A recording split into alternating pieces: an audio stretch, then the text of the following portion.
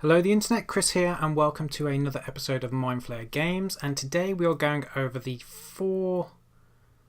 five types of, five really, types of cards within Venkfee TCG.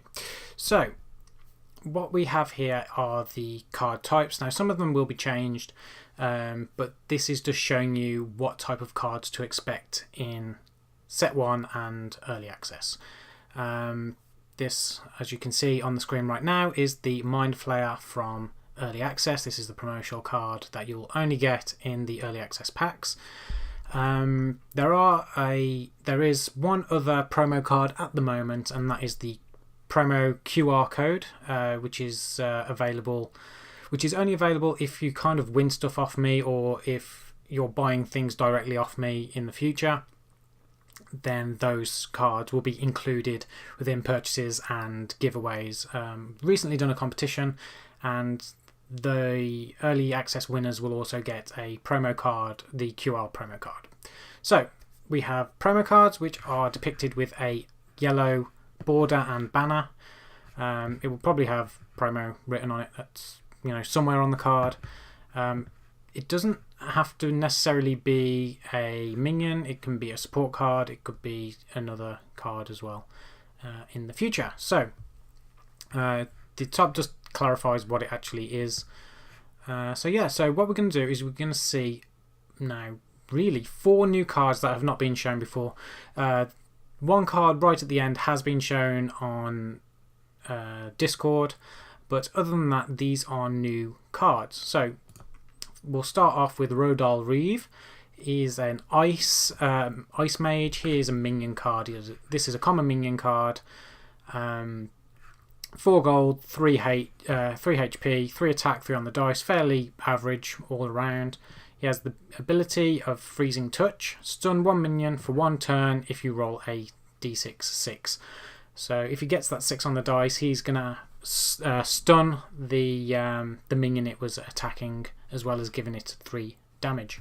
Very good ability, especially if you're taking on rare cards with higher HP, or the legendary dragons or other legendary cards as well. So we have the minion, common, like I said. If it was a rare card, it would be blue. If it was a legendary card, it would be purple. I just haven't bought these up on this video, but yeah, you probably know the different colour variations by now.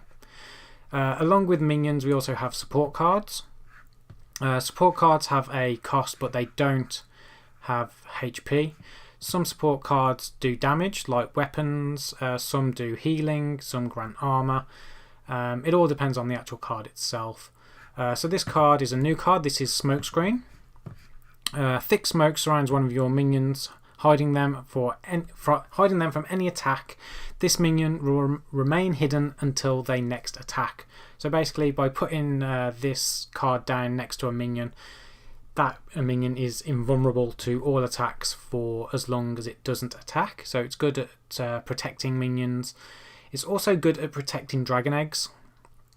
If you have Smokescreen, you can hide dragon eggs for the 5 turns it takes for a dragon to hatch. There are cards out there that counter this, and there are particular minions as well that will be able to counter Smokescreen and attack minions that are hidden, just to make the game more balanced. Our competition winner, the character Ulrich, he is an assassin, and he can attack minions that are hidden as well, and I think there might be another one as well in set 1, if I can remember rightly. So those are support cards. You can get rare support cards, and at this moment in time there are 2 legendary support cards, but I'm considering taking those out of rotation, just because there was Death Hand legendary, which is your opponent must remove 3 cards from their hand and put them at the bottom of their deck. And there was also a pick up legendary card as well, which allows you to pick up 3. I think there was Revive 3 as well. So those legendary cards are being scrapped, and we'll just have rare and common support cards from now on. Now the next card type is Relics. Now this is a brand new card. You haven't seen Relics before. Now this is just a prototype of the Relic card. I'm keeping the brown. This background is going to change. It's not going to be a grey background. It's going to be like this murky brown. Just because they're relics, they've been in the ground. But these are like the polished up versions of these relics. So we have a relic card. This is Bone Dice. So this is a brand new card that you've seen today, along with the Rodol and the Smokescreen. And how relics work are that you place them on the board and they take up the space of a minion slot on the board, and they stay there permanently. So they are a permanent fixture to the board. They are a permanent boost to you. So this ability, I'll just read it off now. Created from the bones of ancient dragons and blessed with the blood of celestials, all friendly dice rolls are reduced by 1. So as soon as this is on the board, you cannot place a minion on this square again. So you're effectively losing a square, but you are gaining a permanent ability, which would be reducing dice rolls by 1. This is a very, very good relic. There will be 10 relics in total, and each one will do something different.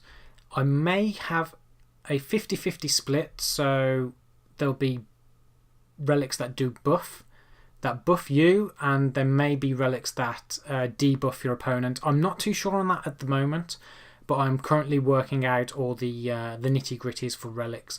But yeah, you will get 1 relic within every set 1 booster to add to your collection, and it just gives you this permanent boost on the board. And there's like increased shield, increased HP, increased attack damage, that sort of thing, increased gold, increased attack points. Now that's a very powerful one. So instead of having only 5 minions you can activate per turn, you can then activate 6, getting an extra gold coin per turn as well. That's very advantageous.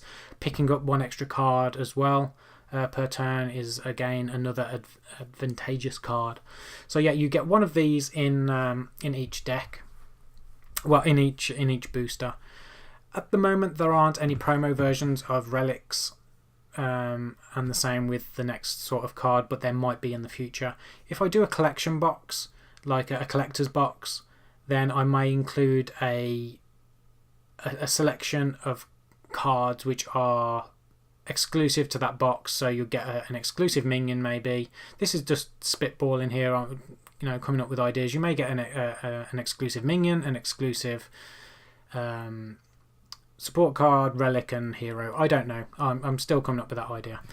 So yeah, that's Bone Dice. And then finally, this card is going to look completely different. And I'm going to go into why the art on this card is completely different to the styles of art in these previous images and cards. And that is because if we look at the top here, it's RRH01 Maria. Now RR is the code name for set 2, which is Rordo's Revenge. Now I'm not going to go into too much detail on Rordo's Revenge, but basically, in order to, I don't know how to word this. When I put this on Discord, there was a bit of, oh, it's not homemade art anymore. Well, technically it is. It's still a homemade trading card game, but this is stock art. It's paid for stock art. And Rordo's Revenge will feature a lot of this. Now, the reason for this is, while I'm working out and getting all this art for Rordo's Revenge, hopefully my artists, because I'm using 2 artists now, will continue with the project and be working to do set 3. So there'll be a rotation. So Rordo's Revenge will probably come out in late 2019, early 2020, and then by the time Rordo's Revenge is out, and 6 months after that release, we should have everything for what would effectively be set 3. So that's why I've gone down the road of having paid stock art. And, this is awesome. It's a very darker tone. And that's because Rordo's Revenge is a very darker chapter in the game. So it's having that slightly more detailed look, but it's still the same game. And I just wanted to explain that now. If you're looking at it, it's like, what's the difference? It's gone from like this fun, cartoony, to this very serious, like slightly darker tone, and that's why. Okay, so I've explained that, but I'll probably do a future video because people will probably shout at me and be like, oh no, we don't like it. Well, this is my vision for the game, and this is Venkfee. Venkfee is a very troubled world, and as the darkness is rising in set 1, something may have happened at the start of set 2 within the lore, and that's why we're getting this darker overtone of the game. And then hopefully the good side, the light, may win in set 3. But there'll be other like art styles coming into this. At the end of the day, I want this also to evolve into a community game, and have specialist packs from different creators. But yeah, what we're actually focusing on here is the actual card type, which is Maria, which is the hero card. So along with Relics, these cards, you play them on the board and they are almost a permanent fixture. Now, with this card, it is free to play. It's the same with the Relic. You don't have to pay any gold to play them, you just play them on the board.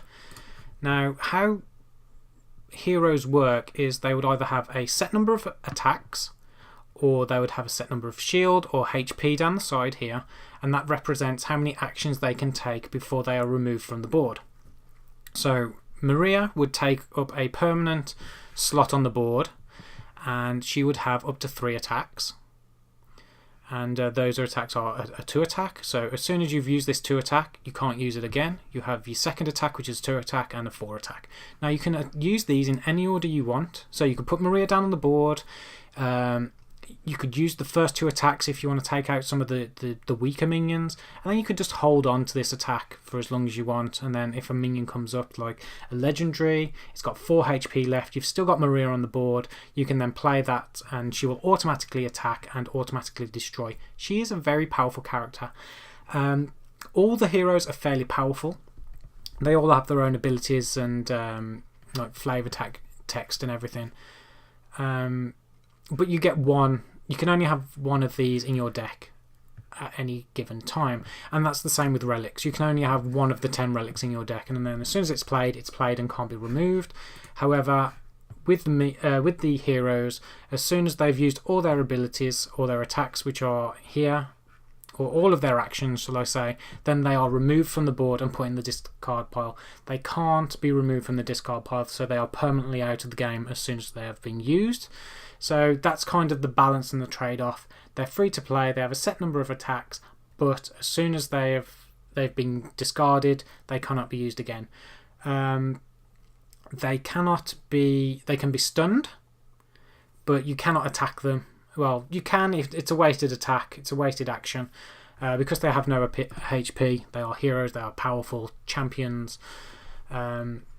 So you can stun them, but you can't, there's no point in poisoning them or bleeding them or attacking them in general, because that doesn't affect them.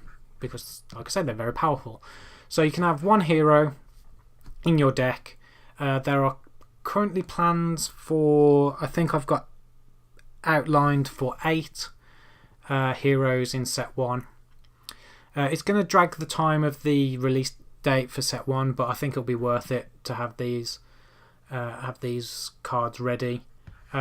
But in set 1, they would be the normal art style, like Rodol here, and not the darker tone like Maria. So yeah, that's the hero card. Now, one thing I am considering doing, because you can build entire decks around like your relics and your heroes in theory. So what I may do, because there are 10 of these and there are possibly going to be 8 of these, there would be a special booster pack on the Game Crafter where you will get all of these cards. So you get your 10 relics, your 10 heroes, and then you've got everything needed then to create a deck around those particular characters and relics. So those are the types of cards in Venkfee. I am considering doing face down cards and trap cards, but they're not in the pipeline at the moment, and they would actually be kind of like either a minion So I was thinking structures as well, so you could like fortify your battlefield and maybe put like walls and stuff up on your back line to protect your health points or your life points. So that was a consideration, but I've kind of moved away from that at the moment. But yeah, so you've got your promotional cards, which are yellow, minion cards, which are green, blue and purple, support cards, common and rare, green and purple, your relic cards and your hero cards. So yeah, I hope you enjoyed this video. Just going into a little more depth of what the game offers, and hopefully I will see you soon. If you haven't subscribed to the channel, feel free, and if you have any questions, drop them in the comments below and I will answer them in due course. So I've been Chris, this is Mindflayer Games. Maria is a badass, and I forgot to read her text. Returning from her dark slumber and walking now in the light, Maria is a powerful sorceress that shows no mercy. A bit of lore on Maria. Her, well, I'm going to save that lore actually, because there is a lot. Maria is probably the most in-depth character I've ever written about, and yeah, that she deserves a video of her own in due course. Okay, so I'm Chris, this is Mindflayer Games. I'll catch you in the next one. Take care and toodle pip. Chris here again. Thank you for making it to the end of the video. If you haven't already, subscribe to the channel, comment down below on what you like, and I will catch you in the next one for some more awesome stuff, some homemade trading card games, some more board games, and some other stuff in between as well. You're really great, and I appreciate you viewing this channel. I'll catch you in the next one.